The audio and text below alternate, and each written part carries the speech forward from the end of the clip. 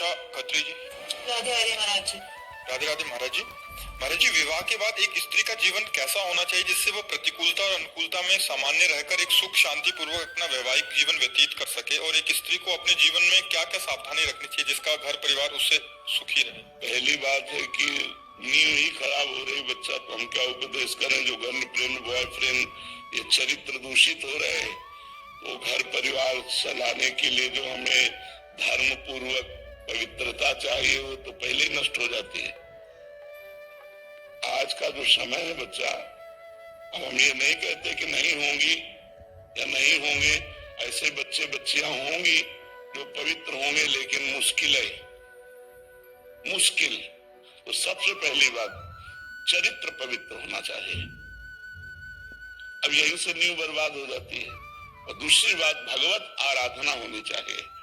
अगर भगवत आराधना और चरित्र पवित्र है और अपने पति को भगवान के रूप में देखती है तो उसका जीवन परम मंगल में रहेगा, क्योंकि अपने भगवान की जैसे प्रसन्नता के लिए हम चराचर जगत की सेवा करते हैं, ऐसे भगवान पति उनकी प्रसन्नता के लिए सास ससुर की सेवा, उनके भाई की सेवा, उनकी बहन की सेवा, नम्रता पूर्वक धैर्य पूर्वक रहना, वचन विचार करके बोलना और भगवान नाम स्मरण करते रहना, जिससे हर प्रतिकूलता को सहने की सामर्थ्य आ जाए।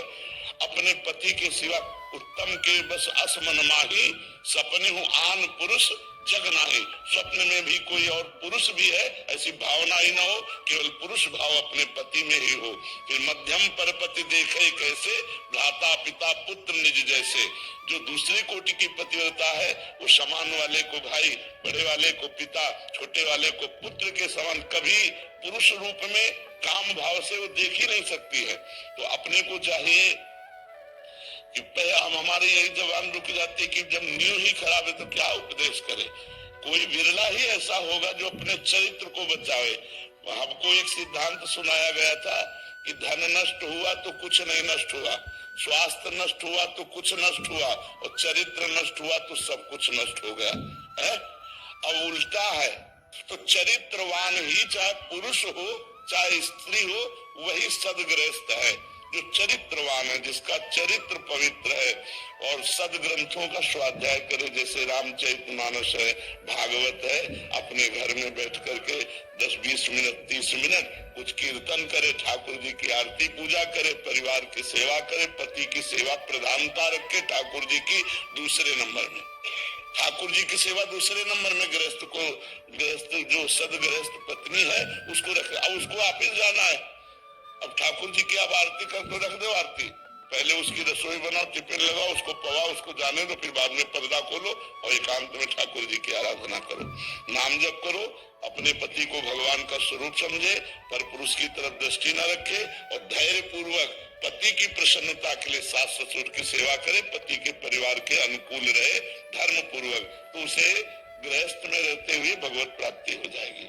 जो अपने पति को भगवान समझती है टीकालज्ञ हो जाती है, टीकालज्ञ हो जाती है। महाभारत में प्रसंग आया, एक कश्यप नाम के ऋषि थे, वो तपस्या कर रहे थे, तो एक पेड़ में बगुली आके बैठी, ऊपर बीट कर दिया, उन्होंने गुस्सा से देखा वो भस्म हो गई, उनको लगा हम बड़े सिद्ध हो गए, तो एक घर में भिक्षा मांगने के लिए गए, भिक्षाम दे, तो एक देवी निकली, पतिव्रता थी, उन्होंने कहा महाराज कुछ मिनट ठहरो अभी मैं आई, और उधर दूसरे दरवाजे से उसके पति आ गए, तो पति की अगवानी की, चरण पखारे, बैठाला, थोड़ा जल पिलाया, फिर कहा भगवान आपके घर में संत आए हुए हैं तो उनको हम भिक्षा दे आए, उनका अवश्य अवश्य, तो कुछ फल मूल आदि लेकर के गई तो नाराज हो गए, इतना विलम्ब कैसे कर दिया। तो महाराज हमारे पति आए थे, उनके स्वागत में उनके सम्मान में विलम्ब हो गया।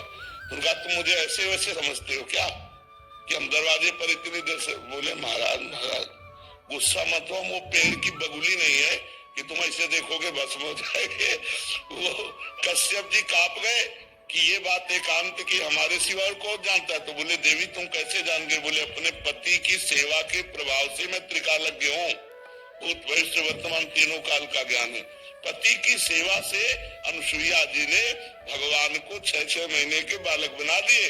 तीन भगवान जो अपने ब्रह्मा विष्णु महेश गए, जैसे पति की सेवा के प्रभाव से यमराज की भी बुद्धि को चक्कर में डाल दिया सावित्री जी ने।